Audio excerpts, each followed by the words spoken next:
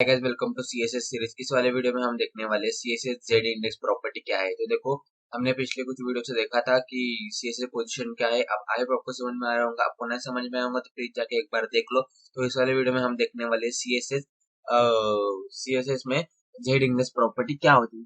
Z index property आपके लिए कुछ नहीं होंगी, क्योंकि क्या आपको अभी तो पता नहीं होगा कि ये क्या प्रॉपर्टी है और इसका यूज किस तरह से है और हम इसका यूज करके क्या क्या कर सकते हैं। तो देखो, कई बार क्या होता है कि हमको एक लेयर, आप एक समझ के चलो कि आपको एक लेयर में डिवाइड करना है कौन से भी इसको, मतलब कैसे कि आपको कुछ डिजाइन करनी होंगी। तो उस टाइम क्या होता है, एक लेयर पे होता है, मतलब ये पोजीशन है, ये एक के ऊपर एक आना चाहिए, बट उसका लेयर कौन डिसाइड करता है। तो ये सारे हम जेड इंडेक्स की मदद से हम कर सकते हैं।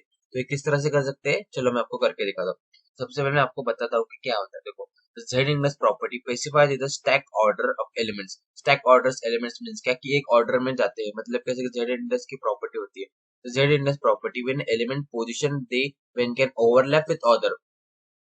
Z index कब यूज करते हैं मैं आपको बताता हूँ। आपको एक के ऊपर एक जो आपका ड्यू होगा, नहीं तो आपका एलिमेंट होगा, एक के ऊपर एक आपको ओवरलैप करना होगा। ओवरलैप का आपको मीनिंग पता है कि एक के ऊपर एक आना चाहिए, मतलब जैसे कि मैंने आपको मेन्यू का बताया था पर पिछले वाले वीडियो में, एक के ऊपर एक मेन्यू आ रहा है तो आप उसमें जेड इंडेक्स डिफाइन कर सकते हो कि आपने इसको जेड इंडेक्स दिया तो उसका आप उसके वैल्यू से आप उसको मतलब 1 to 100, हम 100 से ऊपर भी जा सकते हैं, बट जो सबसे छोटा है वो नीचे जाता है फिर ऊपर आता है। इस तरह से हम अलग अलग एलिमेंट को एक साथ कॉम्बिनेशन करके उसके आप पोजीशन फिक्स कर सकते हो। तो किस तरह से था मैं आपको करके भी दिखाऊंगा, अभी मैं समझा रहा हूँ। सबसे पहले वो समझ लो।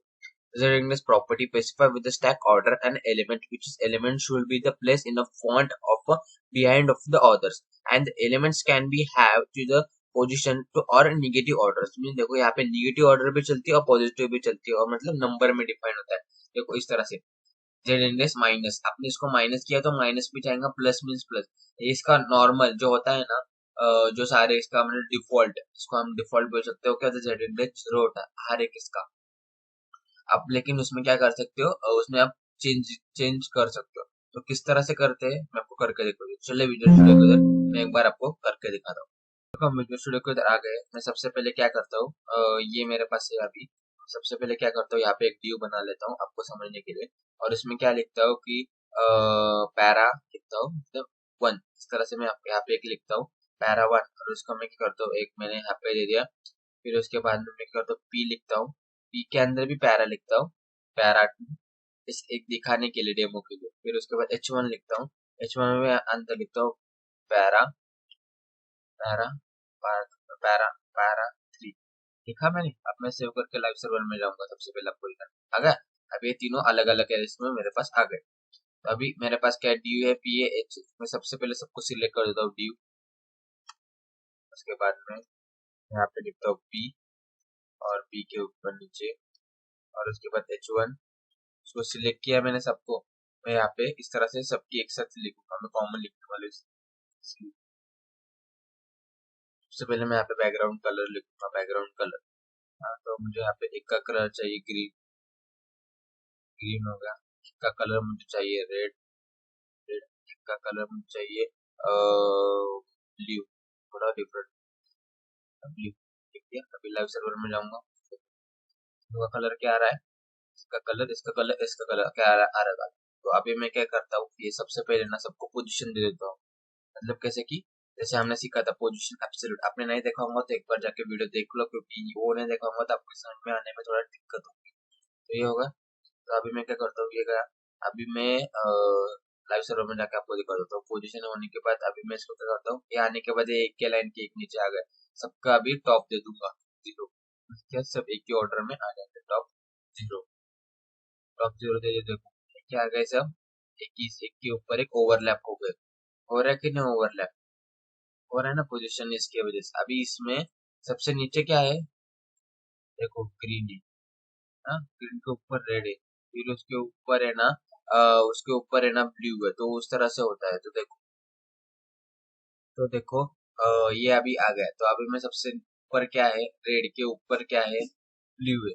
तो कई बार क्या होता है, आपको कुछ प्रोग्रामिंग में रेड को आपको ऊपर लाना होगा तो आप किस तरह से लाओगे, आपको पता है किस तरह से लाऊंगा। तो सबका डिफॉल्ट क्या होता है पता है कि आपको, जो जेड इंग्लिश होता है ना, वो सबका डिफॉल्ट होता है 0। तो रेड में कौन सा है, देखो रेड का क्या है, रेड का पैरा 2 है, तो ये नीचे है।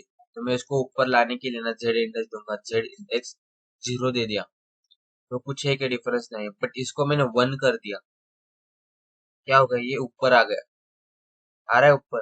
अभी ये इसके ऊपर का ग्रीन है, इसको मैं जेड इंडेक्स क्या दूंगा, जेड इंडेक्स 2 दे दूंगा, क्योंकि ये एक से बड़ा है ना, तो मैं ऊपर दूंगा तो इसके ऊपर आ गया, बट मैं इसको 1 कर दूंगा तो दोनों क्या हो जाएंगे, इक्वल है, इसके नीचे दब गया।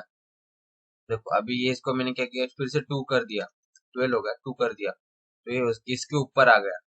अभी मैं ये नीचे वाला है ना, जो ब्लू वाला, उसको मैं फिर से जेड इंडेक्स दूंगा, उसको मैं दे दूंगा इसको मैं दे दूंगा समझो 3, मतलब ये तीनों से बड़ा है, तो ये फिर से इन तीनों के ऊपर आ गया। अभी कुछ और करना होगा, आप इसमें इसके इसमें कोई कौन सी भी लिमिट नहीं है, आप कितना भी बड़ा लिख सकते हो, और इतना बड़ा तो ऊपर वाला भी आपने उससे बड़ा लिखा होगा, सॉरी, इसमें सिर्फ आप नंबर लिख सकते हो, ये नहीं, इसमें आप कोई सा भी नंबर लिखा, ये कर दिया तो इसके ऊपर आ गया, तो ये इसमें कुछ नंबर की लिमिट नहीं है, बट हाँ, जिसको आपको ऊपर रखना है उसका नंबर नीचे वाले से ज्यादा होना चाहिए, जेड इंडेक्स ज्यादा होना चाहिए, वैल्यू उसकी ज्यादा होनी चाहिए, तो ऑटोमेटिकली ब्राउजर उसको ऊपर कर देता है, तो इसको ही जेड इंडेक्स बोलते हैं।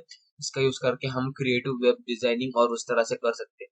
तो आई होप आपको समझ में आएगा जेड इंडेक्स क्या है, इसका यूज किस तरह से है, और इसका यूज करके हम क्या क्या डिजाइनिंग कर सकते हैं। ये डिजाइनिंग पार्ट में बहुत इंपॉर्टेंट पार्ट है, तो आप प्लीज एक बार देख लो, वैसे कि ये छोटे छोटे बात से हम जब वेबसाइट डेवलप करेंगे तो उस टाइम में बहुत हमको यूजफुल होगा। तो आई होप आपको समझ में आएगा कि जेड इंडेक्स क्या है।